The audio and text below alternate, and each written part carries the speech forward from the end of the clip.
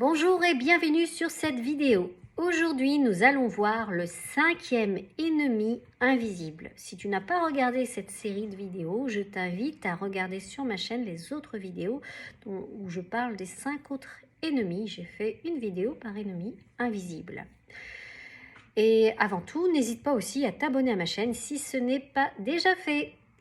Alors, qu'est-ce que le 5e ennemi invisible? Le 5e ennemi invisible est le verbe. Alors, qu'est-ce que j'ai voulu dire par là? Le verbe, qu'est-ce que le verbe? Le verbe est créateur. Par ta parole, tu co-crées dans ce monde, dans cette réalité. Tu as donc une responsabilité. On dit bien même, qui évoque, invoque. Ça veut dire qu'on appelle des énergies. On va dire, mais c'est quoi ce charabia? C'est pas si compliqué que ça. Quand vous regardez des gens qui parlent souvent de maladie, qui parlent de fatalité, qui parlent de dureté de la vie, ils sont complètement en accord avec ça puisqu'ils le croient. Mais souvent, c'est parce qu'ils l'évoquent tellement de fois que ça s'est ancré en eux. C'est pour ça que par la parole, tu invoques des énergies, tu appelles, tu ouvres comme des sortes de vortex dans lesquels tu vas littéralement baigner.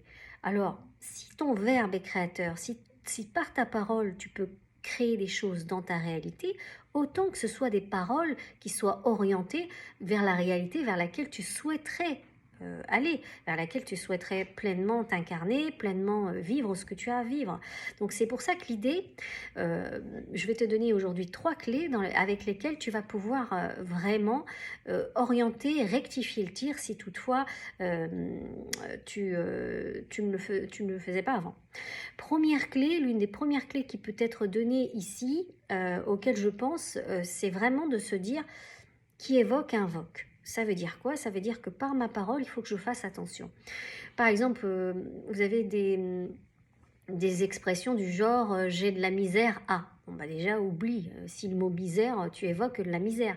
Donc l'idée, c'est d'aller déjà décortiquer toutes tes expressions, tes manières dont tu t'exprimes et voir les mots qui sont dans une vibration, une consonance négative, histoire de les remplacer par quelque chose de beaucoup plus porteur.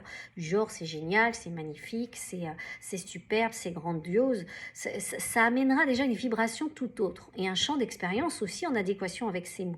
D'accord? La deuxième clé que je pourrais te donner, c'est ne pas être dans le déni. Ça ne veut pas dire que parce que je te dis qu'il ne faut pas trop utiliser des mots négatifs, que ça veut dire que quand tu vis des choses difficiles, tu ne peux pas t'exprimer. Mais au lieu de dire j'ai des soucis, j'ai des problèmes, j'ai des complications, bah, exprime-toi de manière beaucoup plus positive, c'est-à-dire formule des tournures beaucoup plus porteuses du genre j'ai des challenges en ce moment ou c'est pas simple.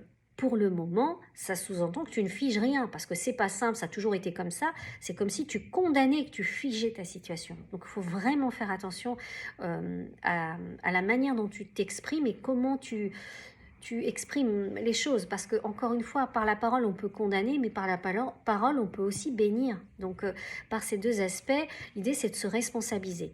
Et l'une des troisièmes clés que j'avais notées, c'était surtout de veiller à aller vers des expériences vers lesquelles que tu souhaites attirer. C'est-à-dire que passe le plus clair de ton temps quand tu t'exprimes à parler des choses que tu souhaiterais expérimenter. Par exemple, tu cherches un partenaire de droit divin, un amoureux, dans ces cas-là, au lieu de parler de l'absence de ce partenaire, parle plutôt de l'expérience que tu vas vivre une fois que ce partenaire sera là. Ça peut être ça, comme tu imagines un voyage ou tu imagines la réussite de ton entreprise, parle comme si c'était déjà fait, comme si c'était en chemin. Et là aussi, le verbe est créateur, et puisque le verbe est créateur, l'esprit ne fait pas la différence entre ce qui est vécu ou ce qui va se vivre, puisque c'est visualisé, c'est projeté. Comprenez? Donc si tu fais vraiment attention à ces 3 clés, je t'assure que tu pourras diamétralement changer ton paradigme et vivre une réalité beaucoup plus en accord avec toi. D'accord? Donc, le verbe est une puissance vraiment redoutable. Il ne convient, il ne tient qu'à toi de conscientiser que par le verbe, on peut condamner, quand on évoque, on invoque, et donc il nous faut nous responsabiliser là-dessus. Voilà, j'espère que cette vidéo pourra t'aider. N'hésite pas à revisionner, comme je te l'ai dit, toutes les autres séries sur l'ennemi invisible. Si ça peut t'aider, bah écoute, ce sera avec plaisir. Je te souhaite une belle soirée ou une belle journée et je te dis à très bientôt.